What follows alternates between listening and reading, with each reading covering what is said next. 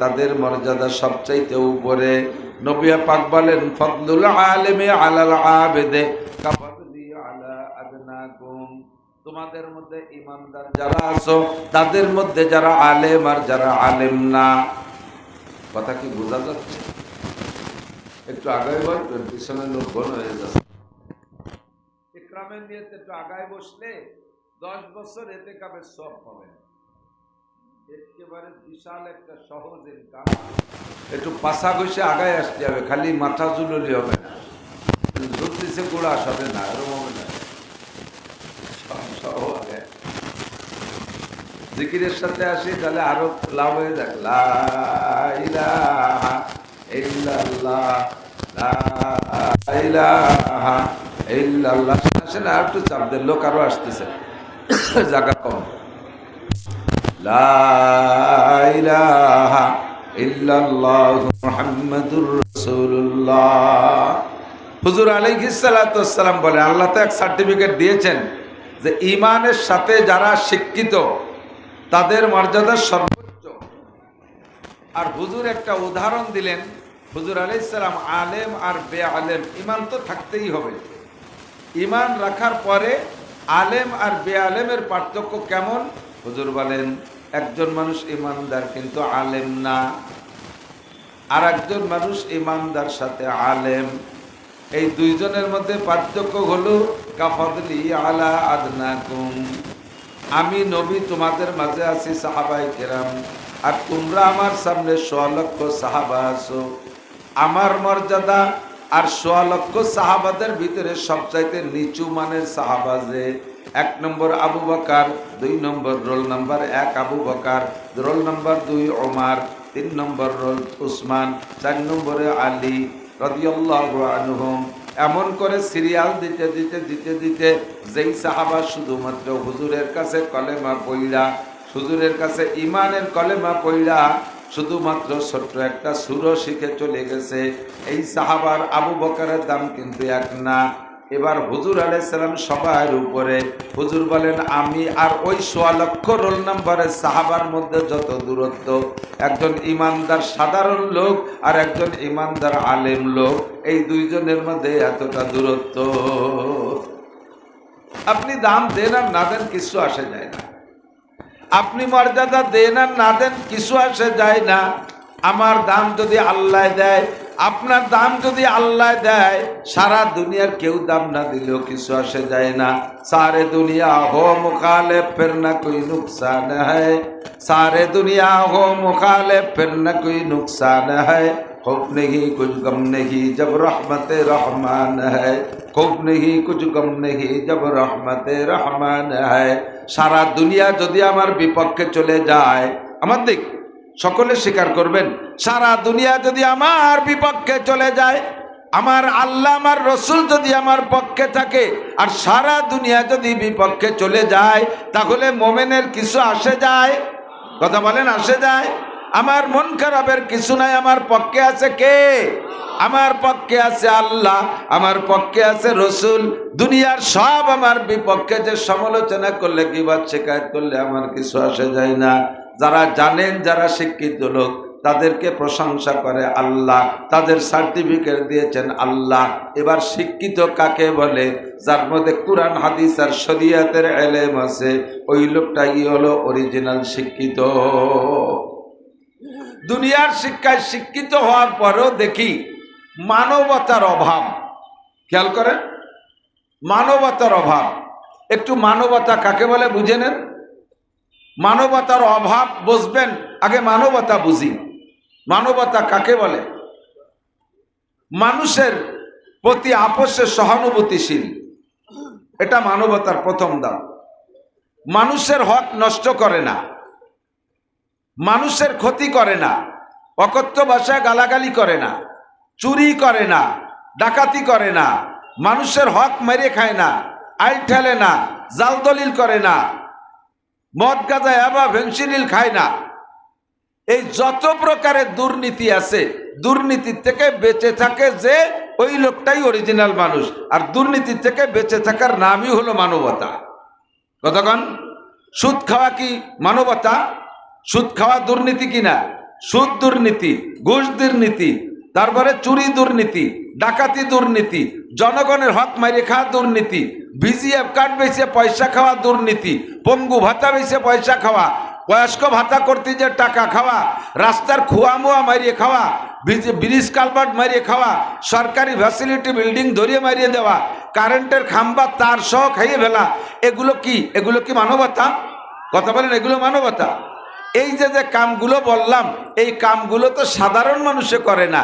খুঁজে দেখেন, তাদের ভালো ভালো সার্টিফিকেট আছে, ম্যাট্রিকের সার্টিফিকেট আছে, আইয়ের সার্টিফিকেট আছে, বিয়ের সার্টিফিকেট আছে, এর সার্টিফিকেট আছে। কেউ ডাক্তার, কেউ ইঞ্জিনিয়ার, কেউ ব্যারিস্টার, কেউ উকিল, এরকম উচ্চ শিক্ষায় শিক্ষিত হইয়া তারা জাতির এই হকগুলো মেরে খাচ্ছে।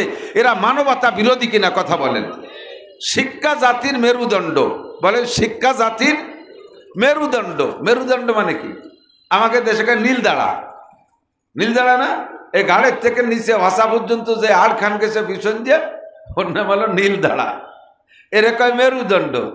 যদি কোনো মানুষের অ্যাক্সিডেন্ট করে মেরুদণ্ড ভেঙে যায়, ওই লোকটা সোজায় দাঁড়াতে পারে না। কেশোর মেরুদণ্ড নাই, কেশো আছে না, কেশোর মেরুদণ্ড নাই, ওকে সোজায় দাঁড়াতে পারে নাকি? পারে না। তো মেরুদণ্ড যাদের নাই, মেরুদণ্ডবিহীন প্রাণী, তারা সোজা হয়ে খাড়া হয়ে দাঁড়াতে পারে না। তো জাতির শিক্ষা হলো জাতির মেরুদণ্ড। এই মেরুদণ্ডের পর ভর করে মানুষ জাতি সোজা হয়ে দাঁড়ায়। তো যেই শিক্ষায় শিক্ষিত হলে মেরুদণ্ড সোজা থাকে, ওই শিক্ষাই শিক্ষা। আমার দিকে যুবক থাকে, যেই শিক্ষায় শিক্ষিত হলে মেরুদণ্ড সোজা করে দাঁড়ায় থাকতে পারে, ওই শিক্ষার নামই মেরুদণ্ড। যেই শিক্ষায় শিক্ষিত হলে জাতির মেরুদণ্ড ভেঙে দেয়, বুঝেন? যেই শিক্ষায় শিক্ষিত হলে জাতির মেরুদণ্ড ভেঙে দেয়, ওই শিক্ষা জাতির মেরুদণ্ড না, ওই শিক্ষা জাতির মেরুদণ্ড ভাঙ্গা হ্যামার। ওই যে হ্যামার দিয়ে বাড়িয়ে, মুগুর দিয়ে, আতুর দিয়ে বাড়িয়ে মাথা ভাঙ্গে না। IA BA M A BCS pass করে যদি কন্ট্রাক্টারি করতে যাই, এই রোডের পিস খোয়া খেয়ে ফেলাই দেয়। বড় বড় কন্ট্রাক্টর হয়ে প্রজেক্ট ধরে মেরে খেয়ে ফেলায়। এমপি মন্ত্রী হয়ে যদি এই জাতির সম্পদ লুটে মুটে খেয়ে ফেলায়। এমপি মন্ত্রী হয়ে রাজনীতি করে যদি একজনে আর একজনকে অনর্থক মিথ্যা মামলা দিয়ে বছরের পর বছর জেল খাটায়, এই বড় যে শিক্ষায় শিক্ষিত হইয়া ওই পদ দখল করছে, ব্যারিস্টার হইয়া, জজ হইয়া, বিচারক হয়ে যদি কোর্ট কাছারিতে বসে ঘুষ খাইয়া নিরপরাধীকে ফাঁসি দেয়, জেল দেয়, আর অপরাধীকে ঘুষ খেয়ে যদি বেকসুর খালাস করে দেয়, চোর ডাকাতকে ছাড়িয়ে দেয়, মদ গাঁজা করলে 2 দিন আটকে রেখে ঘুষ খেয়ে ছাড়িয়ে দেয়, যেই শিক্ষার বলে এই কলম হাতে নেছে, আমি বলবো ওই শিক্ষা জাতির মেরুদণ্ড না, ওই শিক্ষা জাতির মেরুদণ্ড ভাঙ্গায় হ্যামার। কতক্ষণ? আল্লাহর রহমতে কোরআনের শিক্ষায় শিক্ষিত, যার মধ্যে কোরআন আছে, সে এই অন্যায় করতে পারে না। নগদে হোক সে জেনারেল শিক্ষিত, যার ভিতরে কোরআন হাদিসের এলেম আছে, ওই লোকটা এই জাতীয় দুর্নীতি করে না। আমাদের কিছুদিন আগে আমাদের গোপালগঞ্জ থেকে যে ডিসি সাহেব বদলি হয়ে গেছেন, কামরুজ্জামান সাহেব, যারা চিনেন তারা চেনেন, যারা না চেনেন তারা শুনে নেন। আমি স্যারের সাথে দীর্ঘক্ষণ পর্যন্ত বসে গল্প করেছি, তার বাস্তবও দেখেছি। রাতের বেলা আল্লাহর বান্দা তাহাজ্জুদের নামাজ পড়িয়া নিজের গাড়ি নিয়ে এই গোপালগঞ্জের যে কয়টা থানা আছে ওনার অধীনে, এই থানার দূরে গিয়ে ফজরের নামাজ জামাতে পড়তেন। বেশিরভাগ মাদ্রাসা মসজিদে নামাজ পড়তেন। ওই মকসেদপুর যে ফজরের নামাজ পড়ছে, মহারাজপুর মাদ্রাসায়, কুলিয়ার ভিডিও মাদ্রাসায় যে ফজরের নামাজ পড়ছে, সরপ্রসন্নদী মাদ্রাসা টেকেরাটের উপর ওই জায়গায় যে ফজরের নামাজ পড়ছে, গোপালগঞ্জ যেতে যাইয়া, যেই লোকটা ওখানে গিয়ে ফজরের নামাজ জামাতে পড়েছে, নিশ্চয়ই লোকটা তাহাজ্জুদের নামাজও পড়েছে। আমার সুলতান শাহী মাদ্রাসায় যে ফজরের নামাজ পড়ছে, ভবানীপুর যেয়ে পড়ছে, গহরডাঙ্গায় যেয়ে পড়ছে, কুরবালা মাদ্রাসায় পড়ছে। এই লোকটা জেনারেল উচ্চ শিক্ষায় শিক্ষিত। এরকম ডিসি গোপালগঞ্জে অনেক চলে গেছে, কিন্তু এই আমল কাহারও মধ্যে দেখি নাই। তার মেরুদণ্ড সোজা করে রাখছে, ভিতরে কোরআনের এলেম আছে। আমরা একবার ওনার বাসায়, ওনার গোপালগঞ্জের বাসভবন, সরকারি বাসভবনে ওনার কাছে দাওয়াতে গিয়েছিলাম। 10 জন আলেম গোপালগঞ্জের ভিতরে ওনার পছন্দ মতো দাওয়াত করে নিয়েছিলেন, আমিও ছিলাম তার মধ্যে। 2-3 ঘন্টা রাতের বেলা বিভিন্ন বিষয় আলোচনা, ধর্মীয় এই মাদ্রাসাগুলো সম্পর্কে। মাদ্রাসাগুলো এত অনুন্নত কেন? এখানে ছেলেমেয়ে পড়তে চায় না কেন? মানুষে কেন এখানে পড়াইতে দিতে চায় না? মসজিদগুলো অবহেলিত কেন? ওই এলাকায় মসজিদ নাই কেন? ওখানে খ্রিস্টানদের তৎপরতা বেশি কেন? এই নিয়ে বিভিন্ন ফিকিরে আমরা কিভাবে ডেভেলপ করতে পারি, এই নিয়ে আমাদের সাথে দীর্ঘক্ষণ 3 ঘন্টা আলোচনা। আল্লাহর বান্দার সম্পর্কে আমাদের অভিজ্ঞতা আছে। সে যে পরিমাণ এলমি কথা বলল, আমরা উলামায়ে কেরামও তার কাছে চুপ করে গেলাম। পরে জানলাম যে ধর্মীয় লেখাপড়ায় যথেষ্ট পারদর্শী। কোরআন শরীফ এমন শুদ্ধ, রাতের বেলা ওনার বাসার মসজিদে নামাজ পড়েছি, একামত দিয়েছেন উনি। একামতটা 100% শুদ্ধ। তবলিগে 3 চিল্লা লাগানো মানুষ উনি। লেখাপড়া শেষের পরে কর্মজীবনে ঢোকার আগে পাকিস্তান, ভারত সহ 3 চিল্লা দেশে তবলিগে। এতেই প্রমাণ করে যে অন্যান্য ডিসিরাও এই ডিস্ট্রিক্টে ডিসিগিরি করে গেছে, কিন্তু তাদের থেকে যা না পেয়েছি এনার থেকে তা পেয়েছি। এর কারণ হলো ওনার মধ্যে কোরআন হাদিসের এলেম আছে। কোরআনের আলেম, কোরআনের হাফেজ, কোরআনের শিক্ষিত, কোরআন হাদিসের আলেম যারা, তারা সুদ খাইতে পারে না, ঘুষ খাইতে পারে না, জেনা করতে পারে না, ব্যভিচার করতে পারে না, চুরি করতে পারে না, ডাকাতি করতে পারে না, লুচ্চমি করতে পারে না, অপহরণ করতে পারে না, আইল ঠেলতে পারে না, জাল দলিল পারে না, মিথ্যে সাক্ষী দিতে পারে না, মিথ্যে মামলা করতে পারে না, অকথ্য ভাষায় গালাগালি করতে পারে না, মানুষের নামে অপবাদ দিতে পারে না, গীবত শিকায়ত করতে পারে না, অমানবতার যে কাজগুলো এগুলো করতে পারে না। এই জন্যই বলা হয় মানবতা যদি শিখতে হয়, মানবতা যদি অর্জন করতে হয়, তাহলে কোরআন হাদিসের ইলমের মাধ্যমে মানবতা অর্জন করিতে হয়। এরপরে সর্বক্ষেত্রেই দেখব কোরআন হাদিসের ইলমে যে ব্যক্তি জাননেওয়ালা আলেম, ওই ব্যক্তির ইবাদত আর যে না জানে তার ইবাদতের মধ্যে পার্থক্য আছে। বহু ইকামত শুনি, বহুত নামাজ, বহুত কিরাত শুনি, অনেক কিছু শুনি, বোঝা যায়, আওয়াজ পাইলে, শব্দ শুনলেই বোঝা যায় যিনি জানে কি জানে না। একামত দেয়, যারা ইকামতের মস্ক নাই কোনোদিন, মসজিদে ইকামত দেয়, সেই ইকামত শুনলে টের পাওয়া যায়। 90% পাবলিকের একামতটাই হয় না, আজান হয় না, অথচ এলাকার মসজিদে আজান দিচ্ছে। আজানের শুদ্ধতা আপনাকে শিখতে হবে। একটা মাসালা, শরিয়াতের বিধিবিধানের একটা মাসালা যদি আপনি শেখেন, একটা মাসালা আপনি মস্ক করেন, শেখেন, আল্লাহ পাক রব্বুল আলামিন আপনাকে 60 বছর নফল নামাজ ও নফল রোজার চাইতে বেশি নেকি দান করে। বলবেন না সুবহানাল্লাহ?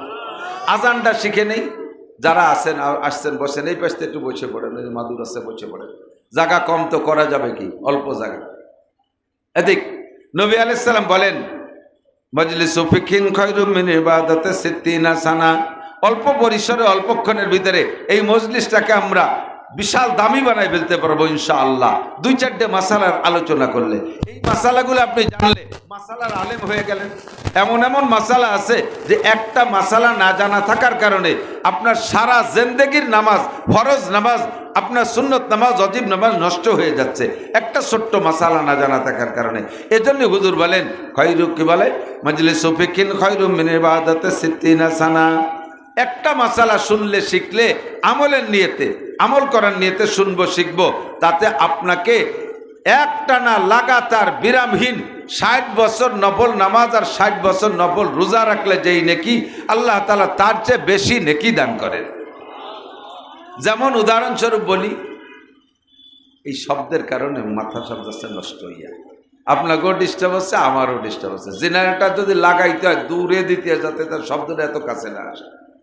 আর জেনারেটর না দিয়ে তো উপায় নেই, কারেন্টটা আজকে সারাদিন ভরে বিরক্ত করতেছে, এ দিতে হয় দূরে। এই শব্দের কারণে এই 2 শব্দের ভিতরে তাসাদুম হচ্ছে।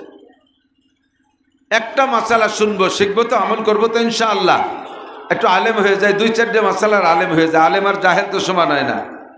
মাঝে মাঝে একামত শুনি, একামত দেয় আল্লাহু আকবার, আল্লাহু আকবার, আশহাদু আল্লা ইলাহা ইল্লাল্লাহ, আশহাদু আল্লা ইলাহা ইল্লাল্লাহ, কি যে কয়, জীবনেও কোনোদিন মস্ক করে নাই।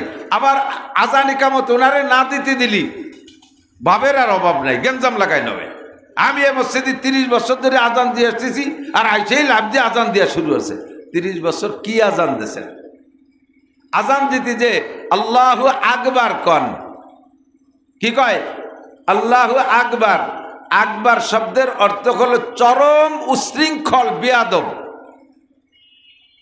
আল্লাহরে তো আল্লাহ কইলাম, সাথে আল্লাহর গুণ কইলাম আকবার, তার মানে আল্লাহ চরম উশৃঙ্খল বেয়াদব। জোরে কর নাউজুবিল্লাহ। আকবার হলো শয়তানের উপাধি। আকবার কি? শয়তানের উপাধি। ইবলিস আকবার আর আল্লাহু আকবার। কয়টা ভালো করে বলেন। আবার আল্লাহ কইতে যে আরে খানিক টেনে দে, আল্লাহু আকবার, আল্লাহু আকবার, আরে খানিক টান দেয়, এতে আরেকটা মাইর খাইছেন। শুনে নেন কি খাইছেন মাইর? আল্লাহু আকবার মানে আমি স্বীকার করতেছি আল্লাহ সবচেয়ে বড়। যদি আরে টান দেন আল্লাহু আকবার, আল্লাহু আকবার, তখন তর্জমা হবে আপনি কেন কেমন যেন কাহারো কাছে জিজ্ঞাসা করতেছেন আল্লাহ কি বড়? আমার তো তা মনে হয় না, মনে হয় যেন আব্বাই বড়। আল্লাহ যে সবচেয়ে বড় এ কথা কি জিজ্ঞাসা করার বিষয় নাকি স্বীকার করার বিষয়? জিজ্ঞাসা করার বিষয় না স্বীকার করার বিষয়? আল্লাহ সবচেয়ে বড় এটা যদি শুদ্ধ করে আপনার না বলতে পারেন তাহলে ওইটা তর্জমা আসবে না। একটু মস্ক করি, আল্লাহু আকবার, আল্লাহু আকবার।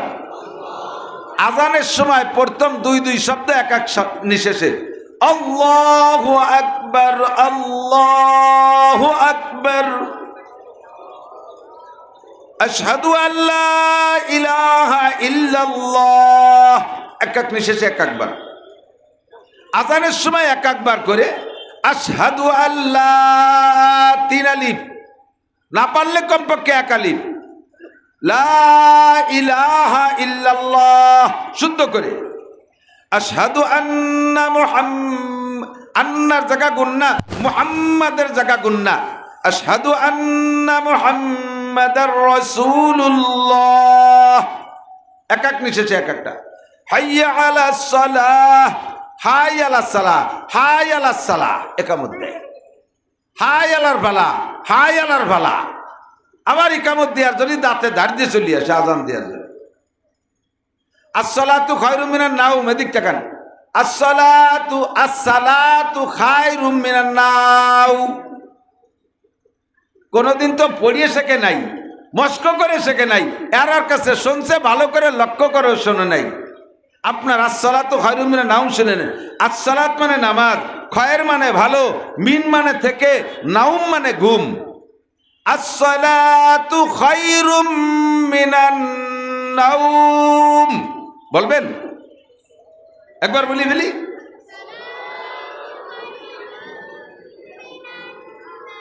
কিসসা কাহিনী হাসা হাসির ওয়াজ আমি খুব ভালো জানি।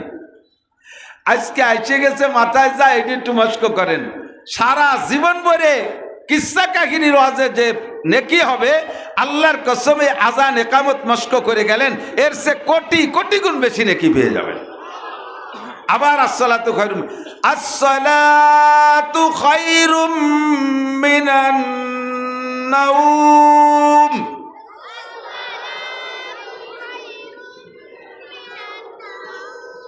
নাওম মধ্যে লিন, কমপক্ষে দুই আলিফ টেনে দেবেন। আসসালাতু খায়রুম মিনান নাওম। একামতে যে কি কয়, ওই এক নিঃশেষে শব্দ মারিয়ে দেয়, অথবা এক এক নিঃশেষে এটা আল্লাহু আকবার, আল্লাহু আকবার, আল্লাহু আকবার, আল্লাহু আকবার, আশহাদু আল্লা ইলাহা ইল্লাল্লাহ, আশহাদু আল্লা ইলাহা ইল্লাল্লাহ। এই হাবানি বাটির একামতের দরকার নাই। এক নিঃশেষে প্রথম তাকবীর চারটা, আল্লাহু আকবার, আল্লাহু আকবার, আল্লাহু আকবার, আল্লাহু আকবার।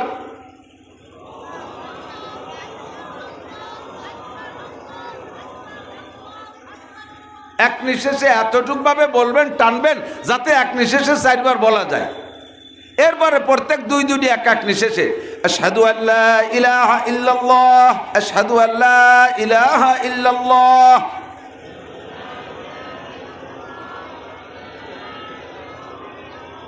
একামত কেন পড়াই? গত রমজানে মাদ্রাসা তো বন্ধ থাকে, আমার মাদ্রাসায় ছাত্র নাই, বন্ধ ছুটি। তো নামাজ পড়তে যাই রমজানে না এমনি সময় একটা লম্বা ছুটিতে মুসল্লি একজন পাইছি, সে সব সময় আমাদের মাদ্রাসার মসজিদে নামাজ পড়ে। তো ওরে কইলাম যে একামত দে, একটু রেস্টায় বাতি যায়, ওরে কইলাম একামত দে। ও আবার ভাসে দাঁড়াইয়া আজান দিয়া শুরু হয়ে দিয়েছে। একামত দিতে কইছি, কানে হাত দিয়ে টাইনিয়ে আজান দিয়া শুরু হয়েছে। পরে থামাই দিয়ে একামত নিজে দিয়ে নিলাম। ইমাম সাহেব নিজে একামতও দিতে পারে, মুয়াজ্জিন আজানও দিতে পারে, আবার যাই একামতও নিজে দিয়ে ইমামতিও নিজে করতে পারে, তাতে দোষ নাই। যদি শুদ্ধ একামত দেনওয়ালা না পাওয়া যায় তাহলে ইমাম সাহেব নিজেই একাই একামত দেবেন, একামত দিয়ে এরপর আপনি নামাজ পড়াবেন, তবু অশুদ্ধ একামত দিতে দেবেন না। এরপরে 4 শব্দ একটি শেষে, প্রত্যেক 2 শব্দ একসাথে। এরপরে হাইয়া আলাস সালার জায়গা যায় কি করে, হাইয়া আলাস সালাতি, হাইয়া আলাস সালাহ। এই হাইয়া আলাস সালাতি নাই, হাইয়া আলাস সালাহ, হাইয়া আলাস সালাহ, হাইয়া আলাল ফালাহ, হাইয়া আলাল ফালাহ। হাইয়া আলাল না, হাইয়া আলাল ফালাহ। আসো কল্যাণের দিকে, হাইয়া মানে আসো, আলাল ফালাহ মানে কল্যাণের উপরে, তার মানে কল্যাণের দিকে। হাইয়া আলাল ফালাহ মাঝে আবার পাবলিকই পুরো নিয়ে একামত দেয়, হাইয়া আলাল ফালাহ, হাইয়া আলাল ফালাহ, মাঝে একটা হাই কই একটা গাই দেয়। এ হাইয়া আলাল ফালাহর মাঝে হাই আর একটা নাই, হাইয়া আলাল ফালাহ, হাইয়া আলাল ফালাহ। কদ কামাতিস সালাতু, কদ কামাতিস সালাহ, এরম নাকি? এই কদ কামাতিস সালাতু এরম জাকি নাই, কদ কামাতিস সালাহ, কদ কামাতিস সালাহ।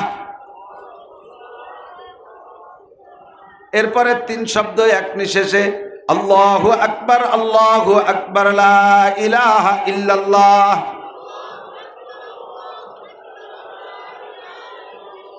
মনে হয় জিন্দেগিতে যত ওয়াজ করছি তার মধ্যে সেরা একটা ওয়াজ আজকে করলাম।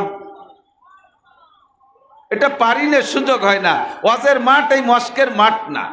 অনেক যুবকরা আইছে, তাদের মন চাহি কিছু কথা আছে, যে আমরা আনন্দের কথা বলে থাকি, একটু শুনবো হুজুরির ওয়াজ শুনতে, যে আজকে তাপে আছে বাদে নাই।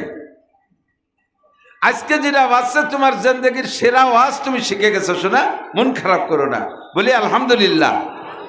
এমন একটা মাসালা, যেই মাসালাটা না জানা থাকার কারণে আপনার লম্বা ভালো নামাজ নষ্ট হয়ে যাচ্ছে। যেমন এদিক থাকেন, আমরা নামাজ পড়তে যাইয়া 1 নম্বরে পবিত্রতার দিক যাইয়া, এদিকে দিক পবিত্রতা, পেশাব পায়খানার ডিলা ব্যবহার করা সুন্নাত। তবে পায়খানার ডিলার চাইতে পেশাবের ডিলা বেশি জরুরি পুরুষের জন্য। পেশাবে পুরুষ এই এই ওয়াজের শ্রোতা কয়টা আইছে বইছে সামনে, সব জায়গার মাঠে যে খুদকুড়ো কয়টা আইছে সামনে বসে, শোনেও না বোঝেও না, আইসে সামনে এক কাতারে বসে যায়। সাতের আগে মসজিদেও নেওয়া যাবে না বাচ্চাদেরকে, সাতের আগে ওই পকেটে ওই যে ওয়াজ শুনতে আনবে না, ও শোনে না, ওর বাপরেও শুনতে দেয় না, খালি ওই রুবানিয়তি তালে দেয়। আল্লাহ, পুরুষরা পেশাবে ঢিলা ব্যবহার করা সুন্নাত। আমার হুজুর বলতেন এই সুন্নাতটা ফরজের মাথা খায়। যদিও সুন্নাত ফরজের মাথা খায়, তার মানে ফরজ নির্ভর করে সুন্নতের উপরে। পুরুষরা পেশাব করে হাঁটা দেওয়ার পরে পানি দিয়ে ধুয়ে হাঁটা দিয়েছেন, 1-2 ফুটা টপকানোর সম্ভাবনা থাকে। এই 1-2 ফুটা যদি ঢিলা ধরে আপনি ধরে না রাখেন, তাহলে রানে লাগবে আর কাপড়ি লাগবে, গায়ে লাগবে আর কাপড়ি লাগবে। নামাজের ফরজ 13টি, 1 নম্বরে শরীর পাক, 2 নম্বরে কাপড় পাক।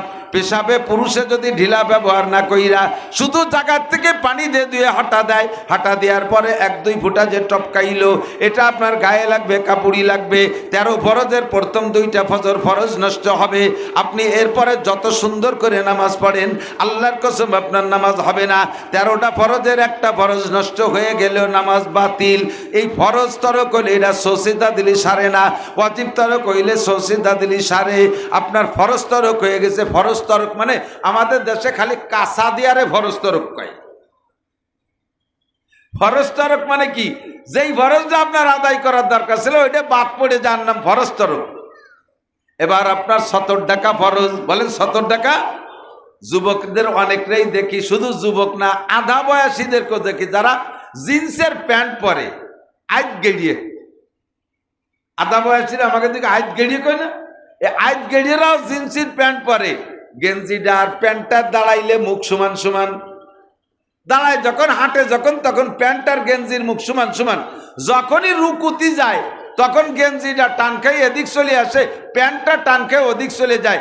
সিজদায় গেলেও তাইছে বেকায়দা, প্যান্ট এদিক চলে আসে এদিক চলে যায়, গেঞ্জিটা উপরে চলে আসে, পাশার দিক দিয়ে খানিক জায়গা বের হয়ে যায়। এরকম পাশা দেখছেন কি দেখেন নাই? কথা দেখছেন না? দুটি একটা ভাষা দেখছেন না? এরকম ভালো করে মনে রাখেন, পুরুষের 70 টাকা ফরজ, নাভির উপরে থেকে হাঁটুর নিচ পর্যন্ত এইটুকু হলো মূল ফরজ। এই নাভির উপর মানে খালি নাভির দিক না, বরাবর এপাশ ওপাশ। সামনে দিয়ে ঢাকা আছে, পিছন দিয়ে বেরোয় গেছে। মাজার এই যে দেখেন এখানে হাড্ডি আছে না, এই হাড্ডি থাকবে নিচে, এই হাড্ডির উপরে থাকবে কাপড়। আপনি যখন রুকুতি গেছেন, সিজদায় গেছেন, প্যান্ট লুঙ্গি প্যান্ট গেঞ্জি টান খাইয়ে সরিয়ে যাইয়া পিছন যে সে খানিক বেরোয় গেছে। এই সেদিন এক জায়গায় মাহফিলে গেছি, যাই দেখি আমার মাগরিবের নামাজে সামনের কাতারে প্রত্যেকবার রুকুতি আর সিজদায় আমার নামাজ হয়েছে কিনা তাই আমি চিন্তা হচ্ছে। রুকুতি গেলিও দেখি, সিজদায় গেলিও দেখি যে ভাষা বার হয়ে গেছে, সে শিয়ের মিয়ের সব দেখা যাচ্ছে। আর চোখ যে ঠেকাবো, চোখের স্বভাব খারাপ, যত আজাগা যাবেই যাবে, এ ঠেয়ান হয়ে যায় না। কতক্ষণ এই লোকটার ফরজ তরক হয়েছে কি হয় নাই? কথা বলেন, ফরজ তরক হয়েছে। ফরজ তরক শুধু কাঁচা দিয়ে রান বেরোনোর নাম ফরজ তরক না, পাশার দিক দিয়ে কাপড়, পাশার দিক দিয়ে গা বেরোয় যার নামও ফরজ তরক। আপনার নামাজ বাতিল হয়ে গেছে।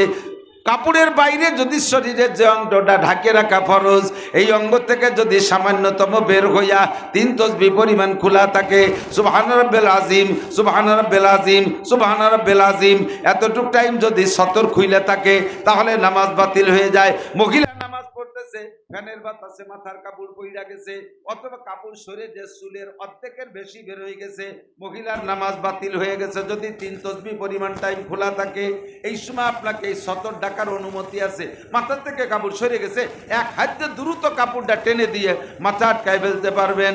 আপনার যদি সতর এরকম খুলে যায়, আপনি এক হাতে সেরে নিতে পারবেন। এর একটা মাসালার দাম আপনার সারা জিন্দেগির মিঠে মিঠে ওয়াজের 1000 বছর ওয়াজের চাইতে দামি। কতক্ষণ? এবার নামাজ পড়তে যাইয়া টাকনু সোয়া প্যান্ট, এই টাকনুস থেকে খুলে দেয়। নামাজের সময় শুধু বাজাই একটু উপর টাকনু বের করে দেয়।